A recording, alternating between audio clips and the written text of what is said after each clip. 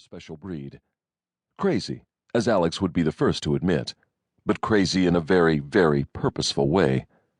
The obsession with equipment spilled over into less critical areas of a SEAL's life, like having the right trousers or sunglasses. Sometimes a guy needs enough pockets for his working tools and doesn't want to be blinded by the sun while he's working. Occasionally, a guy just wants to look cool. Making the right equipment choice led to survival. Making the wrong equipment choice could lead to becoming a terrorist's new plaything. Once in the alcove, Alex and Smiley lay close so Smiley could point out something to Alex on their map. Close enough so Smiley could watch the vapor trail of Alex's bullets splash into the target. If needed, Smiley could whisper feedback. Smiley lasered the distances to prominent features: bend in a trail, boulder, clump of shrubs, abandoned house, etc. The boulder rested near the border between Afghanistan and Pakistan. Alex squeezed the 2-pound trigger, dry firing while listening for the firing pin's proper operation. Then he simulated reloading, smoothly manipulating the rifle bolt with minimum movement and without taking his eyes out of the scope. In case their target ran, Alex practiced an ambush, holding his sight at a point ahead of the target's path and waiting until the dirtbag ran into Alex's crosshairs, then pulling the trigger. The sun inched up the gray sky behind the 1,000-foot-high charcoal-colored mountains a couple of miles in front of the two SEALs. The long shadows, cast by scattered trees and shrubs, retracted. A light film of dirt powdered Alex's face.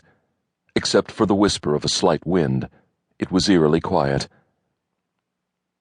Through Alex's Leopold 10-power sniper scope, he spotted 3 specks in the distance. Smiley saw them too. They came closer. 3 bearded men appeared out of the gloom and walked across the border from Pakistan. They wore the traditional tribal salwar kameez combination of loose-fitting trousers and tunic, and the distinctive pakol hats that reminded Alex of muffin tops. Each had an AK-47 slung across his shoulders. Alex paused. It was possible the weapons were AK-74s, the smaller 5.45mm version of Kalashnikov's original gift of terror to the world. But in the end, it shouldn't matter. As long as Alex and Smiley did their jobs, the terrorists would never get a shot off. Still, Alex reminded himself never to assume. It might make an ass out of you, but it could get him killed. The men stopped 400 yards in front of the SEALs at an abandoned house made out of mud. It was nestled among Afghan government buildings and a few empty shells that were once people's homes. The man in the middle was their target, Abu al-Zubaydi, one of the Taliban's leading bomb makers in Afghanistan. Al-Zubaydi first learned his trade in a Taliban training camp in Afghanistan. Recently, he had bombed the Red Cross, Afghan police, Afghan government, and others in order to destabilize the country, so he and his comrades could step in and take control. A lot of innocent men, women, and children had died because of him. The SEALs gave him the codename Half-Ass because he had only one hand, the right. Even a terrorist needs both hands to be a complete asshole. On his right side stood his bodyguard, a native of Yemen according to the intel, and on his left was Half-Ass's old friend from Tunisia, Hannibal. The 3 men wore olive-drab Chinese AK-47 chest pouches.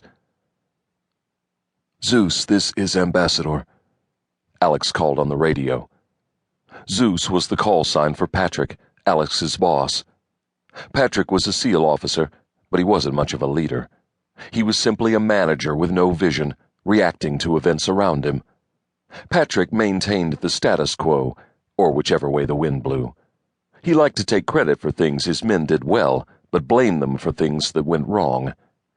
Patrick spent more time planning operations than operating. He preferred what looked good to what actually worked. Patrick had little vision of what the future could be.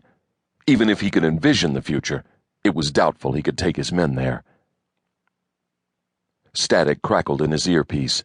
He tried again. "Zeus, this is Ambassador, over." More static. He looked over at Smiley. "Wiggle the little doohickey on the top," Smiley said. Alex shook his head. Little doohickey? This was a precision piece of electronic equipment. Still, Alex tapped the top of the